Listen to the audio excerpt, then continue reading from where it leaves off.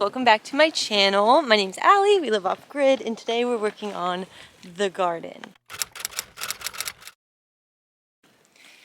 My original plan for the garden, of course, has changed because nothing goes to plan here. So I'm going to show you guys what I worked on yesterday and what I'm doing. So originally I was going to basically cover almost the entire ground with a circle pathway in the middle with compost and do the no dig method. But this is 2 scoops of compost and it barely covers a corner. I'm not ready to spend $1,000 on dirt. Never had a very successful garden, so it's taking me some time. I really want to have some success in my garden this year, do it somewhat right. And so I'm going to, I'll show you what we're doing instead. Also, we're down here way below the cabin. It's up there. Sometimes the cows come over here. I know probably a lot of bunnies come over here. So I'm worried that animals are going to just eat our whole garden since we aren't around to shoo them off. Yesterday I lined the fence with this netting, but I mean they can still get under, but at least a cow's not gonna stick its head in here. And also the garden is so small that I'm not sure if a deer would feel comfortable jumping in once everything is set up in here. So I'll show you guys what I have going on. So this is the entrance to the garden, and I got these 2 cattle panels from my mom. She had them at home, and so I brought them back. So I want to put one in the doorway here, but I still have to make a gate. And then I thought I'd do another one here and have the raised beds on either side. And then I think what I'm going to do is just do a bed right here at the front, a bed right there at the front, and then on this side, I think I'm going to do 2 tubs that have potatoes in them and do them container. I have 2 a 55-gallon barrel cut in half, so I might do potatoes in those, and then do 1 long bed right across here. And then if this trellises correctly, then this side might have a little shade, so I'm thinking in this bed do greens like lettuce and spinach because they like to have a little bit of shade. And then back along here have just sunflowers. I'm not sure what else back here, because so it's kind of opposite for us because yes, this is south facing, but since we're on a hill, the sun is actually over here in the summertime, so it makes it a little complicated. And I hope I'm doing it all correctly, because in the winter the sun falls behind this mountain, but in the summer it moves back over here, so it's almost the opposite side is south facing. And so yeah, originally I wanted these big steel planters out front here but with flowers in it, but that was mostly for looks, so I'm going to be more practical. I had already filled one of them, so I need to move all of that. And we'll just see how this goes. Ran out of the green fencing, so that's the first thing I'll do is finish putting the fencing along this edge of the garden. Also, one of the main reasons my garden has always been unsuccessful is because we live off-grid and we run off of rainwater. So I've never had an excess water supply. We need it for the house, and so I had never can water my garden properly because in the summer it's hot, it rains less, and we need to use the water for the house. But now that the garden is down here, we are actually below where the pond is. So the pond is through those trees and up on a hill, and it's a dammed pond, so it's up higher. And so I have ran the water from the pond down to the garden. And so since it's up so high and so far away, I think that we're going to get really good water pressure down here. And I bought a little hose connector to hook a hose up to the poly pipe, which I'm so excited about, so I'll be able to water my garden. I have a little sprinkler. I don't know if I'm going to use a sprinkler or just water it. I'll have to see, but I'm so excited about that because you need water for a successful garden, and I'm going to have it this year. Some visitors.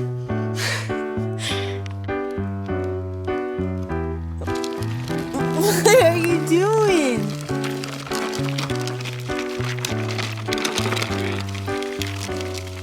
Okay, I only got 1 roll of this poultry fencing because everything is so expensive anymore, and I don't think it's going to be quite long enough, so we'll see what we have to do. But I'm just using zip ties to attach it to the logs, and then I wanted to get stakes and put them in the ground. I don't know I don't know. I don't know what kind of animals are down here. I don't know what's gonna happen. Maggie!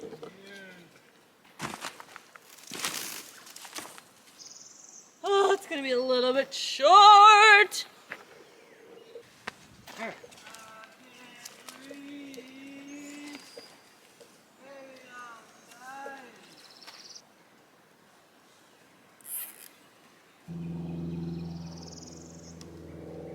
Oh, short by a lot. Why didn't I just get two? I knew I needed two. Alright, so the fencing doesn't reach just like I thought. We probably have like 8 more feet, so I'm gonna have to buy a whole nother roll.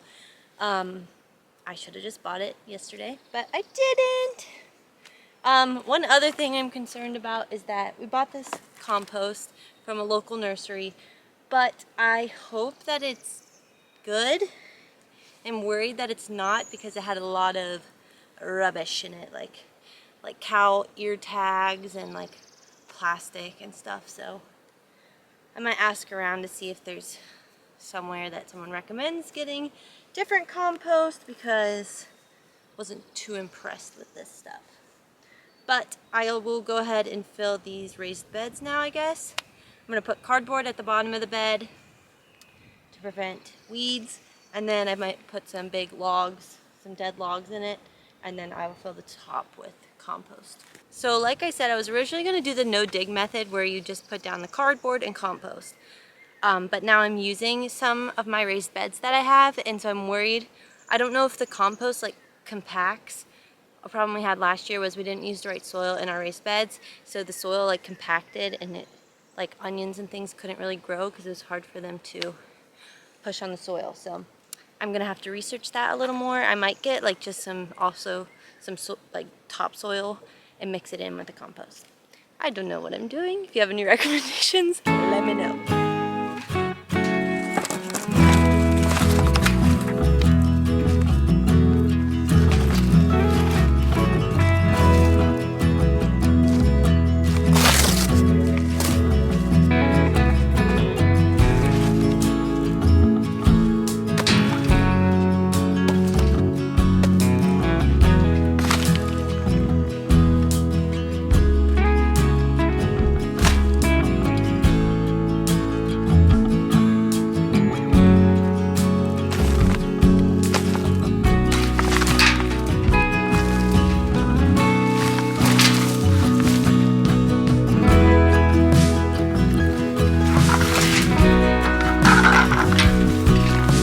So if you guys have been here, you know that we just got all this land cleared this spring, and so they mulched it, and we have tons of just like decaying mulch around. So I'm gonna add some of that to the beds also. As you can see, we just like have piles and piles of limbs and trees and mulch. So I'm gonna add some of this.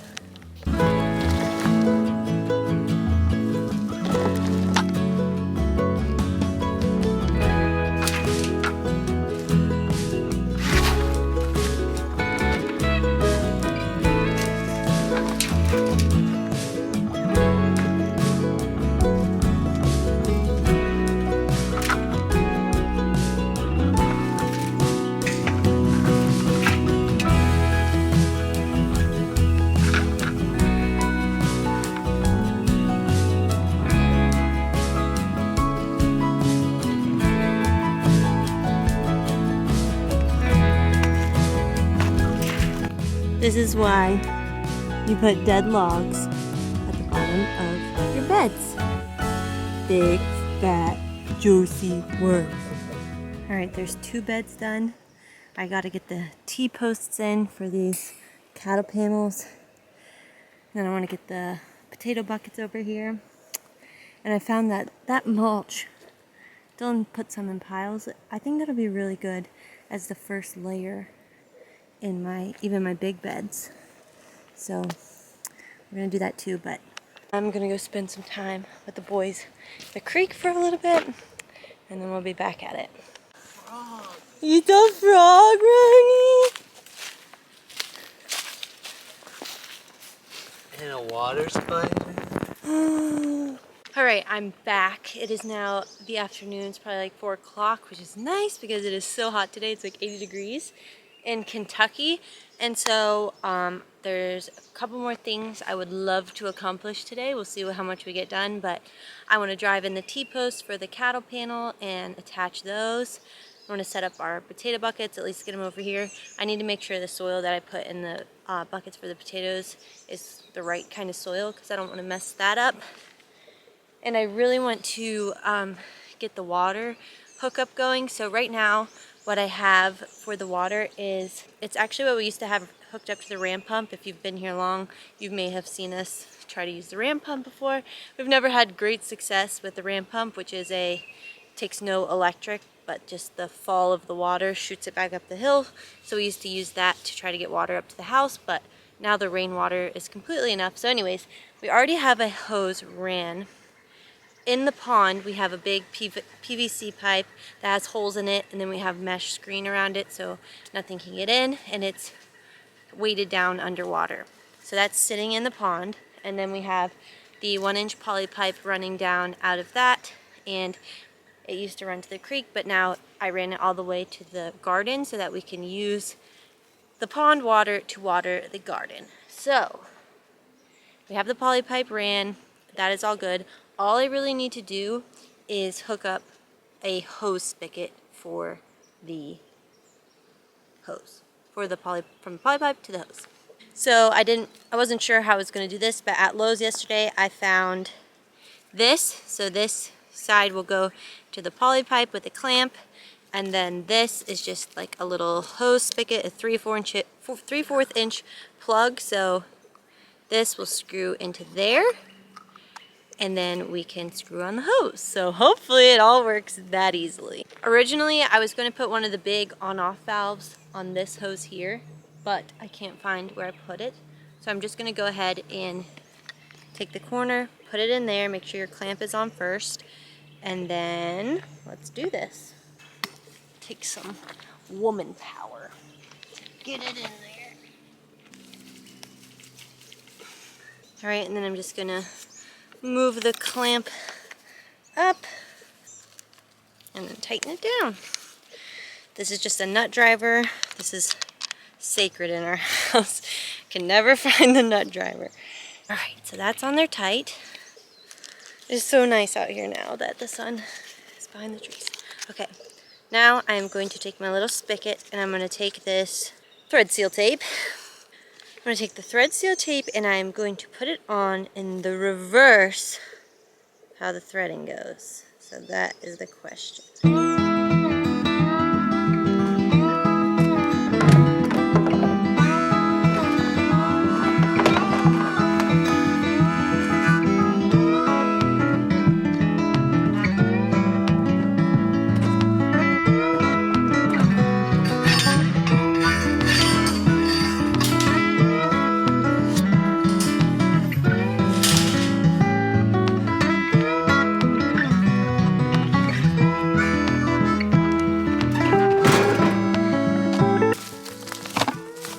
So we can never get the siphon going from the pond. It's like the hardest thing we always can never do here.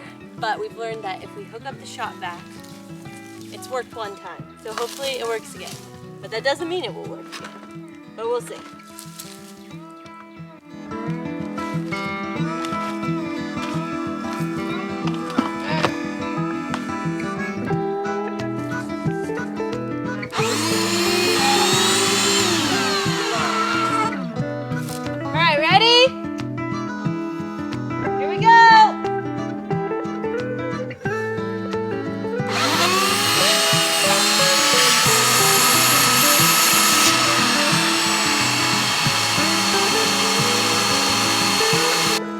We have water! What do you think? Yeah, but I feel like since the spigot's so small, it's not, it's not coming out very fast, but it's coming out. I wish it was the other, had the other on-off valve on there. Okay, so we couldn't get the siphon going with the little hose attachment that I got, but we went back one section of poly pipe, so I don't know, is that like 50 feet or something? and put on the big on-off valve.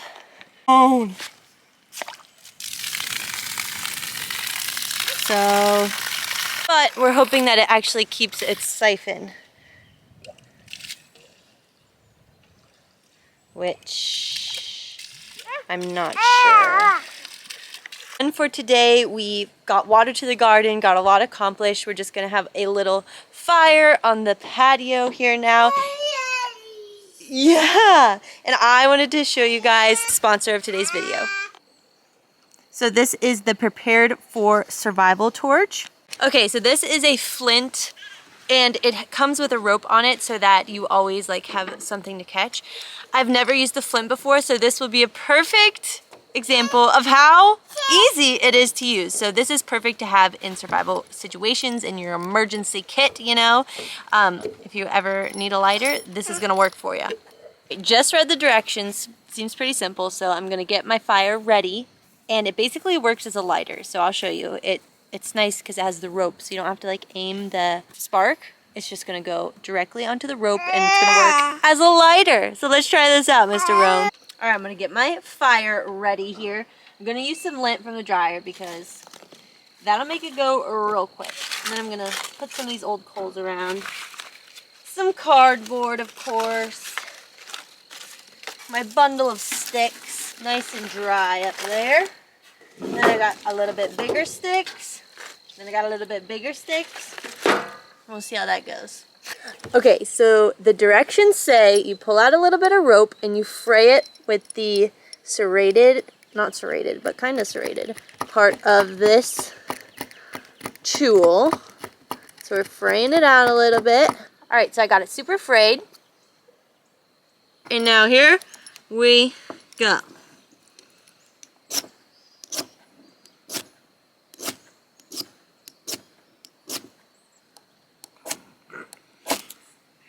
I did it! There we go. So you just pull it in, and now we'll take it over to the fire. So now it's like a little lighter, and if you need more or less, you just put out the rope, stick it under there, light the cardboard.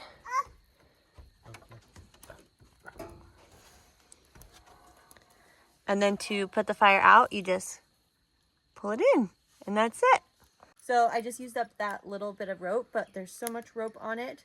It was so easy to use. That was my first time ever using a flint striker. I'm so excited. Okay, I just wanted to do a quick unboxing for you guys so that you could see everything that comes with the Prepared For kit. So everything you need to effectively start a safe controlled fire is in this kit. It's water resistant and safe for all weather conditions.